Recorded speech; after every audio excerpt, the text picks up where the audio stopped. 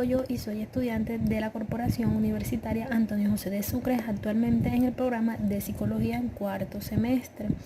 Hoy les vengo a hablar un poco acerca de la historia de la infancia y el estado actual de la niñez en Colombia. Empezamos por hablando un poco de la historia. En el año 3150 a.C., ahí los niños eran deseados. Los niños se acostumbraban a hacer las labores junto con sus padres y las niñas se encargaban junto con su madre en las labores domésticas. Luego pasamos en Grecia, en la cultura occidental, en el año 1100 a.C., ahí los niños eran sometidos a la voluntad de sus progenitores, donde podían hacer con ellos lo que quisieran. Ahí lo podían volver esclavos, posible venta para esclavos, derecho de corrección con violencia. Luego pasamos a Roma en el 753, el niño educado por su padre y la niña es educada por su madre sobre costumbres sociales y morales. Después pasamos a la edad antigua. En el año 354 a.C., el niño se considera dependiente e independiente. Lo consideraban un yugo, considerado un estorbo que no servía para nada. Entonces el niño debía defenderse como una persona adulta. En el año 476 a.C. entró a regir la religión, donde se decían que se debía de educar al niño para adorar a Dios. Se educaban futuros hombres, ciudadanos, futuros esposos y futuros padres. También se decía que difundir la palabra de Dios era de fortaleza y fe. En el siglo XVII, el niño como ser indefenso e independiente se le conoce con una condición innata de bondad. La infancia como periodo de santidad antes de que el niño entrara a la sociedad. No eran adultos pequeños, sino niños con inocencia. Luego pasamos a la edad contemporánea, en el siglo XX, que es el siglo del niño, donde el niño se vuelve sujeto a unos derechos y empieza a tener unos derechos y deberes en la sociedad como los demás seres. Como sujeto social, sujeto moral, como persona con necesidades y sentimientos. También se reglamenta la educación desde el kinder hasta la universidad. La importancia de la educación inicial en el niño es de gran importancia, ya que le permite al niño un buen desarrollo integral de los aspectos biológicos que lo hace un ser social. Los niños siempre han existido, pero la infancia no. El Código de Infancia y Adolescencia, Ley 1098 del 2006, reconoce a los niños y niñas como sujetos de derecho para que crezcan en el seno de su madre, de su comunidad y de un ambiente de felicidad lleno de amor, respeto y comprensión. Los derechos de la niñez prevalecen sobre todo los demás. Bueno, continuaremos con la situación actual de la niñez en Colombia. Si bien sabemos, la niñez en Colombia ha sufrido un aumento en cuanto a la violencia. Así los niños están siendo asesinados y abusados sexualmente. No obstante a eso, sabemos que la violencia empieza desde casa con los maltratos físicos, verbales, psicológicos y sexuales. Estamos viendo que los niños están siendo abusados por parte de familiares y es un tema que no se puede evadir. También sabemos que tenemos que buscar ayuda, terapia social y la forma de sanar esas heridas, no con los dichos que traen de que maltratando se corrigen a los niños, no. porque eso es lo que creen, pero en realidad lo que le están provocando es un daño al niño y creen que con golpes arreglan las situaciones y no serán malos en un futuro, pero en realidad no es la forma correcta de hacerlo. En cuanto al conflicto armado, el conflicto armado ha afectado mucho al país porque fue una situación muy dura que fue por más de 60 años en Colombia, donde salieron afectados los niños, ya que fueron forzados, reclutados y desplazados. También los niños, o sea, les dañaron su inocencia, cambiaron sus juguetes por armas, algo que les impidió o les impide a muchos niños que no hayan ido a la escuela, que no sepan escribir, que no sepan leer, porque les dañaron su inocencia con tanta violencia. Cabe resaltar que por eso Colombia pide paz. Una paz que queremos que nos ayude a reflexionar sobre esas personas que no tuvieron muchas oportunidades, que perdieron y que sueñan con algún día estar en libertad y así poder realizar algunos de sus sueños que siempre quisieron ser. En cuanto a la salud, sabemos que Colombia no está bien.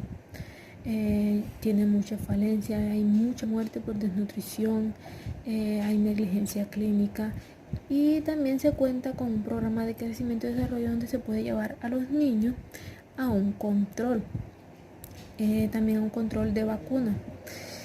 Y sabemos que esto puede mejorar cada día. En cuanto a la educación, UNICEF arrojó un dato muy preocupante: alrededor de 1.5 millones de niños entre los 5 y los 16 años que no tienen la facilidad de asistir a un centro educativo, ya que por más de que sea gratuito, no tienen la posibilidad de comprar un uniforme y los útiles escolares. Y por eso muchos les ha tocado salir a trabajar a las calles muy jóvenes.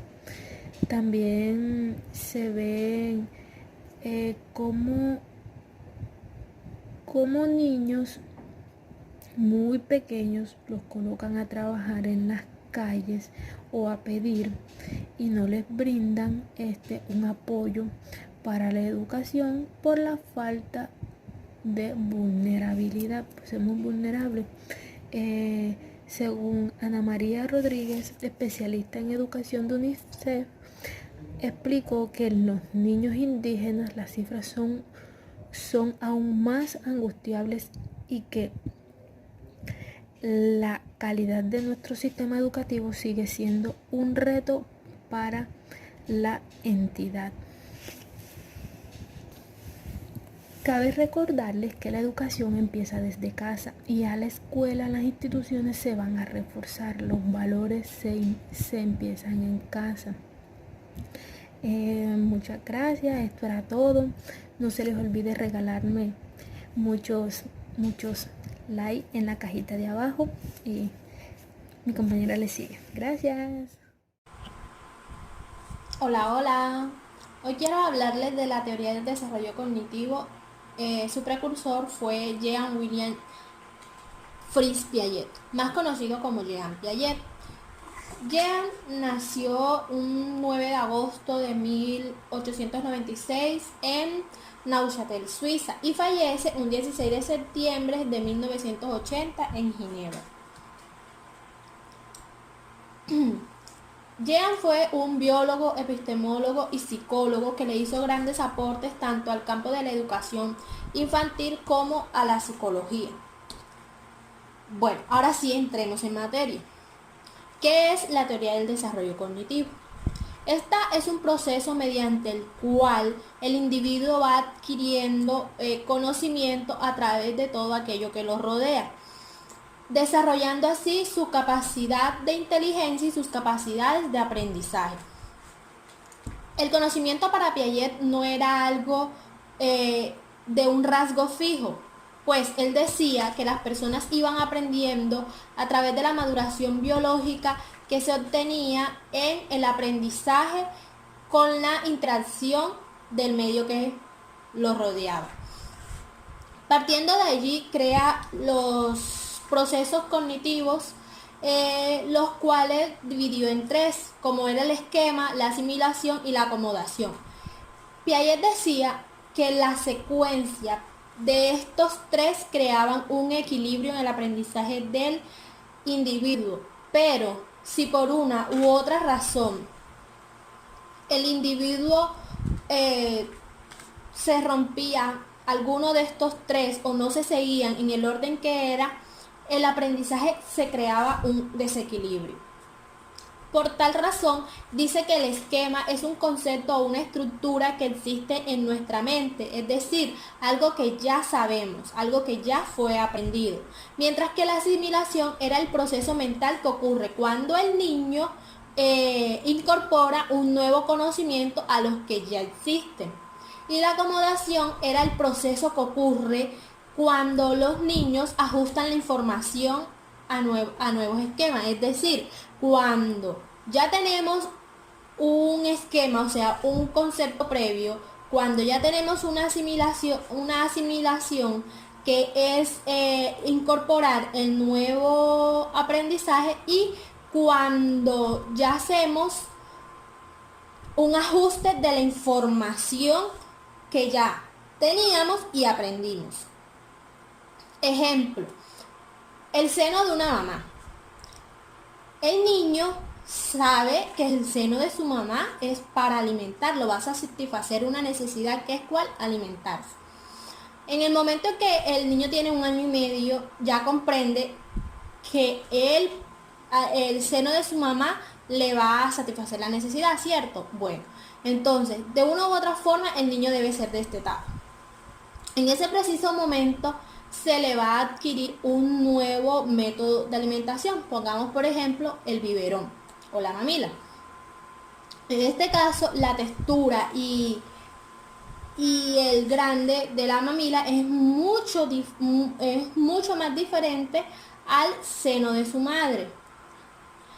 Es más durita, es más grande. Entonces, el niño empieza ese proceso. ¿Cuál es el esquema? El seno de su mamá. ¿Qué sirve para qué? Para alimentarlo. Entonces ahorita empieza una asimilación con la mamila y la tetilla de la mamila. En este proceso el niño logra comprender que la mamila cumple el mismo beneficio que tenía el seno de su madre. Es allí donde crea la asimilación, que ya el niño ve la mamila y sabe que va a ser alimentado, lo que crea la acomodación, o sea, ajustó la información. Ok, ahora vamos a hablar de las etapas del desarrollo cognitivo. Pues para Piaget el conocimiento se daba de acuerdo a las edades de los niños por estadios. El primer estadio que vamos a hablar es el sensoriomotor, que va desde los 0 a los 2 años. En este el niño empieza a hacer uso de la imitación, la memoria y el pensamiento. Empieza a reconocer que los objetos, aun cuando no los ve, existen. Y pasa de las acciones reflejas a las actividades dirigidas o metas. Un ejemplo de esto es un niño de 2 años que está jugando con su papá al fútbol y por X o Y motivo el papá le esconde la pelota. El niño, aunque no está mirando que la pelota, sabe que la pelota existe. Otro ejemplo de esta etapa es el sonajero del niño. El niño ya ha tenido bastante contacto con su sonajero. En el momento en que se lo empiezan a sonar, él con su cabecita empieza a buscar dónde está el sonajero. En el segundo estadio tenemos la preoperacional, que va de los 2 a los 7 años. Se desarrolla gradualmente el uso del lenguaje y la capacidad de pensar en forma simbólica. El niño es capaz de pensar lógicamente en operaciones unidireccionales y le resulta difícil considerar el punto de vista de los demás, tiende a ser egocéntrico. Por ejemplo, mi mamá es mía, mi papá es mío, esto es mío, Y cuando están jugando solos, dicen, ay, el carrito de Juan, ay, Juan, todo es sobre ellos. El niño también en esta etapa tiende a ponerle, por ejemplo, a jugar. Cuando está jugando, tiende a ponerle el nombre de las cosas a sus juguetes. Por ejemplo, tiende a decir que el lápiz es la cuchara y que la hoja es su plato. Esto haciendo relación a el momento en cuando está siendo alimentado. En el tercer estadio tenemos las operaciones concretas, que va desde los 7 a los 11 años.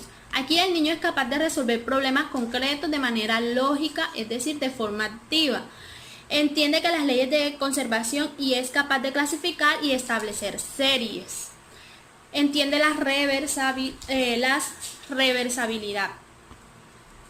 Es decir, ya aquí el niño entiende que estas plastilinas son del mismo tamaño y si yo hago esto, igual sigue siendo del mismo tamaño. Otra característica de estos niños es que si yo les entrego un juego de cubos de diferentes colores, ellos pueden armarlos por los colores. O sea, pueden armar diferentes grupos de acuerdo a sus colores. O los pueden armar según su tamaño. Es decir, del más grande al más pequeño, del más pequeño al más grande. Bueno, ya por último tenemos el estadio de las operaciones formales, que va desde los 11 años hasta la adultez. En esta el adolescente puede razonar de manera abstracta y pensar en términos hipotéticos. Un ejemplo es, miren, estos dos vasos tienen la misma cantidad de agua. Al yo hacer esto, o al yo mostrarle así a un niño de 11 años, o de 12 o de 13 años, ellos ya aquí tienen la capacidad de razonamiento para decirme que tienen la misma cantidad de agua, solo que este es un poco más delgado que el que tengo en mi mano derecha. Lo que los diferencia en las otras dos etapas anteriores, pues aún aquí los niños no han llegado a esa característica o a esa capacidad de razonamiento. Esto es todo por el video de hoy.